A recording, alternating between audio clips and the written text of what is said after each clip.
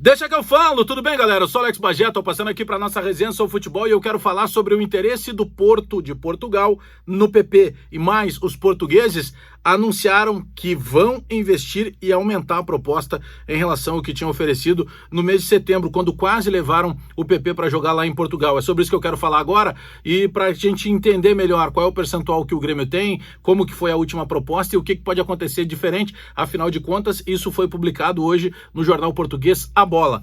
Dá o like no vídeo aí, dá o joinha pra gente fortalecer a resenha, te inscreve no canal, espalha nos grupos de WhatsApp e aperta o sininho para receber as notificações. Vamos lá então, vocês vão lembrar que o PP, ali mais ou menos no mês de setembro, chegou uma sondagem muito forte e depois ela foi transformada em proposta. O Porto não abria mão, ele queria levar o PP a todo custo. Como o Grêmio tinha recentemente já negociado o Everton Cebolinha com o Benfica, naturalmente o presidente Romildo segurou essa proposta. Eu lembro até de uma entrevista do presidente Romildo para nós na Bandeirantes, na Rádio Bandeirantes, quando eu perguntei, presidente, mas olha só, pode sair o Everton ou o PP ou daqui a pouco podem sair os dois? E o presidente dizia, não, saindo um, o outro fica. E neste momento a tendência maior é que possa sair o Everton, porque o Everton já era um jogador de seleção brasileira, um jogador, apesar de pouca idade, de 1 ano ou 2 a mais do que o PP, era um jogador com mais experiência e mais vitrine internacional. Pois bem, o Porto não parou por aí. A oferta do Porto foi na casa dos 15 milhões de euros, lembrando que o Grêmio tem 70% dos direitos do PP, os outros 30% pertencem ao Clube Foz do Iguaçu do Paraná. Só que esse Grêmio renovou o contrato, mesmo com esse 70%, até 2024 com o PP. Então não é tão simples assim de romper o contrato. Mas a gente sabe que as cláusulas que são colocadas como cláusulas rescisórias, na maioria das vezes, hoje é normal se colocar uma cláusula sempre superior a 100 milhões de euros, é muito mais uma proteção para o Grêmio, por exemplo. Não que alguém tenha que chegar e pagar 120, 30, 150 milhões de euros. Isso não vai acontecer. Mas a oferta era de 15 milhões de euros. O que acabou acontecendo? Vocês vão lembrar que aqui no canal eu tinha deixado uma situação muito clara. Só olha, pelo que a gente tem de informação, os portugueses já deixaram claro, eles não abrem mão do PP. Então, se eles não contrataram o PP nessa janela, eles vêm a carga novamente a partir de janeiro. Pois bem, o Campeonato Brasileiro, as competições de maneira geral aqui no Brasil, na América do Sul, elas vão até fevereiro. O próprio Campeonato Brasileiro termina dia 24 de fevereiro. O que vai acontecer a partir daí? Não, mas não vai vender então em janeiro, não. A ideia dentro do Grêmio é, neste momento, claro, aumentar muito mais essa proposta do PP e não vender nesse primeiro momento. Mas se vender neste momento, o PP não iria em janeiro, o PP só iria em julho. Essa é a ideia do Grêmio.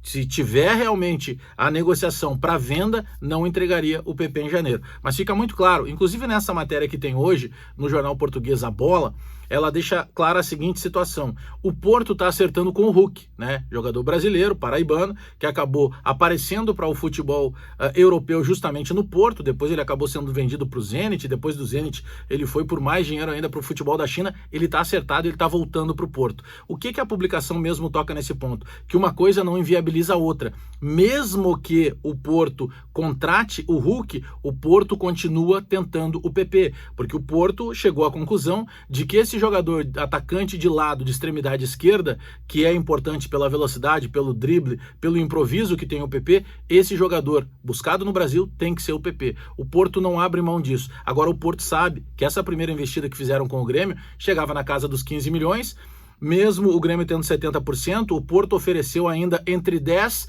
e 20% de direitos ainda do Grêmio numa negociação futura.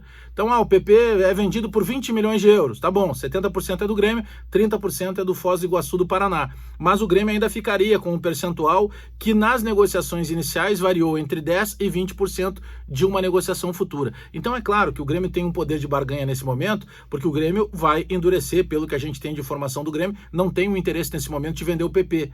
Mas com a investida nova do Porto, que já tentou numa janela, tentaria pela segunda vez, e mesmo segundo a publicação de hoje, lá em Portugal, do jornal A Bola, mesmo tendo a negociação encaminhada com o Hulk, continuariam atrás do PP, é óbvio que essa negociação também vai aumentar. De um lado o Grêmio que pede mais e de um outro Porto que quer o jogador e que naturalmente sabe que vai ter que aumentar essa proposta. Então, se com 15 milhões não conseguiu tirar, vai ter que aumentar, que vá a 20, que vá a 30 milhões de euros, é mais ou menos esse poder de barganha que tem o Grêmio agora. A cabeça do PP, tá, que é importante a gente dizer, Primeiro que o PP é um cara que tá tranquilo, ele quer jogar bola, ele quer poder aparecer pro futebol. Só que quando surgiu essa proposta lá em setembro, e ele teve a conversa com o presidente Romildo e com os outros pares de direção do Grêmio, ficou muito claro que o PP ele não se incomodou por não acertar esse negócio, muito antes pelo contrário. O que foi colocado para o PP foi mais ou menos o seguinte: o Everton tá indo, a partir de agora a camisa 11 ou o lado esquerdo, o titular do Grêmio, é seu. Então agora tem um caminho de titularidade. Se trabalhou de maneira diferente,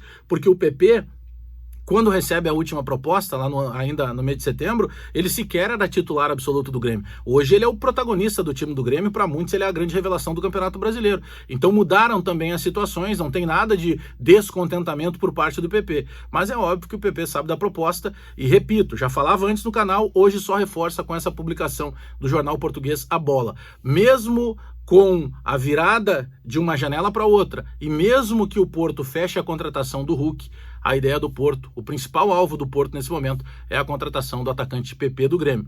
Vamos esperar as próximas, não dá nem para dizer próximas horas, né? Vamos esperar os próximos meses na virada de janela, mas é certo que o PP continua na mira do Porto e que o Porto virá pesado para tentar levar a jovem revelação do Grêmio.